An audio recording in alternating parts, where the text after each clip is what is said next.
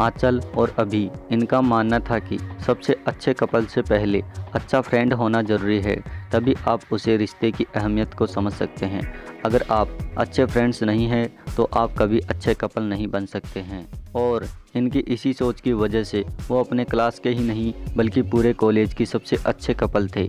इन दोनों के बीच का रिश्ता इतना गहरा था कि कॉलेज का हर कपल इनसे जलन महसूस करता था। लेकिन वहीं पर कुछ लोग इनकी तरह बनना भी चाहते थे और ये दोनों पढ़ाई में भी बहुत अच्छे थे, क्लास और कोचिंग के टॉपर भी थे। आंचल और अभी दोनों की लाइफ अच्छी थी, दोनों की फैमिली एजुकेटेड थी, घर पर भी सब बहुत प्यार करते थे और ये अपनी फैमिली की बहुत रिस्पेक्ट भी करते थे। लेकिन हमेशा इसको एक दूसरे को खोने से डर भी लगता था, क्योंकि आंचल के पापा का ट्रांसफ़र होने वाला था, जिससे कि दोनों परेशान थे। आंचल के घर वालों को अभी के बारे में और अभी के घर वालों को आंचल के बारे में पता नहीं था।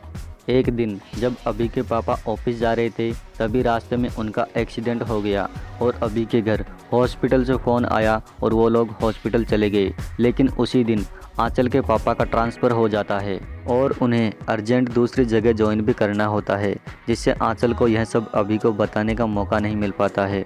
और जब वह कॉलेज जाती है तो वहाँ पर भी अभी नहीं होता है, और जब वह अभी के घर जाती है तो वहाँ पर भी कोई नहीं होता है, जिससे अभी को यह सब नहीं बता पाती है। और इन सब से अनजान अभी जब अपने घर और कॉलेज जाता है तो उसे पता चलता है कि आंचल के पापा का ट्रांसफ़र हो गया और कोई नहीं जानता कि कहाँ हुआ है। इन सब से अभी टूट जाता है और उसके घर वाले यह देखकर उसे विदेश पढ़ने के लिए भेज देते हैं, और अभी आंचल को भूलने के लिए चला भी जाता है और वहाँ पढ़ाई ख़त्म करके वहीं पर नौकरी करने लगता है और वहीं पर सेटल भी हो जाता है।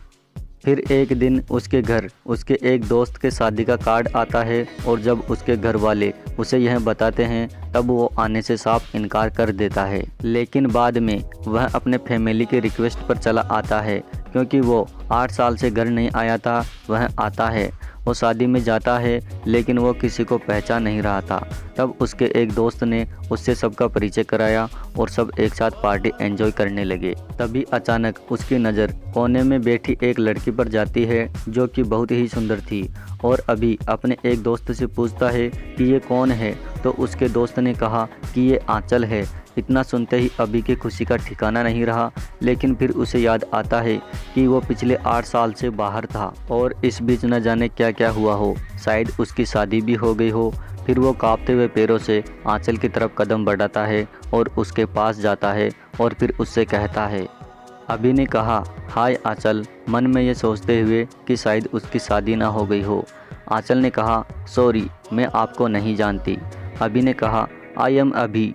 और यह सुनते ही आंचल बहुत खुश हो गई, लेकिन वो भी एक पल में ही दुखी हो गई, यह सोचकर कि अभी तो शादी करके अब तक सेटल हो गया होगा।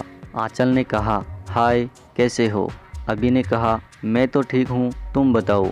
आंचल ने कहा, मैं भी ठीक हूँ, तुम यहाँ कैसे? अभी ने कहा, शायद तुम भूल रही हो कि वो मेरा भी दोस्त है। आंचल ने कहा, सॉरी, मेरा मतलब तुम तो इंडिया में नहीं रहते हो ना? अभी ने कहा, हाँ, लेकिन शादी के लिए आया हूँ। अच्छा, तुम्हारे हस्बैंड कहाँ है? डरते हुए कि कहीं उसकी शादी न हो गई हो और वो अपने हस्बैंड से परिचय न करा दे। आंचल ने कहा, मेरा कोई हस्बैंड नहीं है और मेरी अब तक शादी भी नहीं हुई है।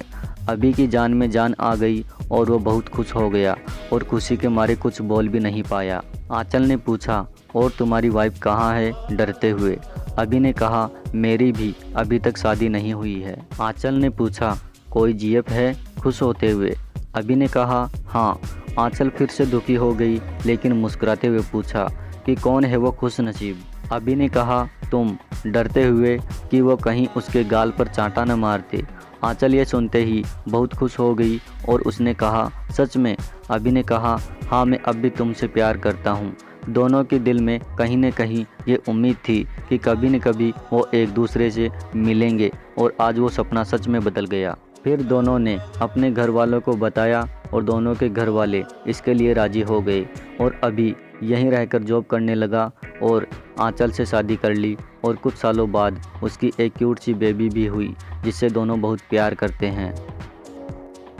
ना चांद की चाहत और ना सितारों की सिफारिश, हर जन्म में तू मिले, मेरी बस यही ख्वाहिश।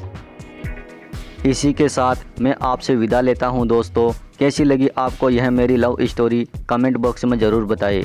और आपको यह स्टोरी ज़रा सी भी पसंद आई हो तो इसे अपने दोस्तों को ज़रूर शेयर करें। और ऐसी ही लव स्टोरी देखने के लिए हमारे चैनल को सब्सक्राइब करें।